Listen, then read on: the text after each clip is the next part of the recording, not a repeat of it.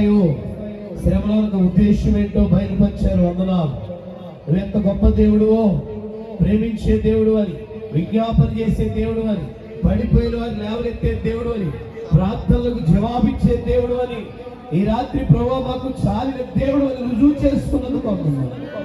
విన్న వాక్యాన్ని కట్టి ఫలింపు చేయండి.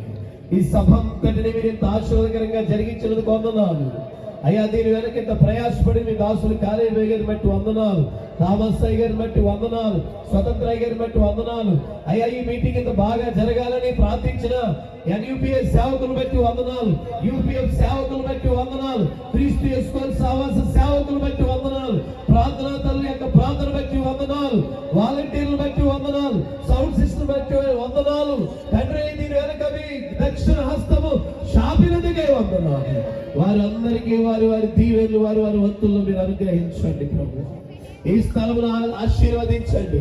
క్రీస్తు యేసు ప్రార్థన మందిరాన్ని ప్రవాహి గ్రామంలో మీరు ఆశీర్వాదకరంగా నడిపించండి.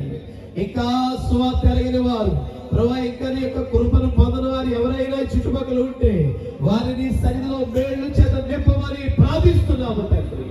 ఈ రాత్రి స్థలంలో చీకటి తొలగిపోవును గాక, అంధకార శక్తులు నైపంచబడును గాక, అపవాది దురాత్మ ప్రభావం తొలగిపోవును గాక, దేవుని యొక్క కృపయే విస్తరించును.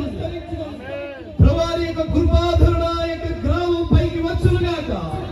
ఈ గ్రామంలో దుష్ట శక్తులు లయమైపోవును గాక, అంధకార శక్తులు లయమైపోడు. ఈ యొక్క సంబంధమైన గుడి దేవత తొలగిపోవును గాక. ప్రతి ఒక్క గృహము రక్షణ మార్గంలోకి వచ్చును గాక. యేసు శక్తి కలిగిన నామములో ప్రార్థించి వేడుకుంటున్నాము తండ్రి. ఆమేన్.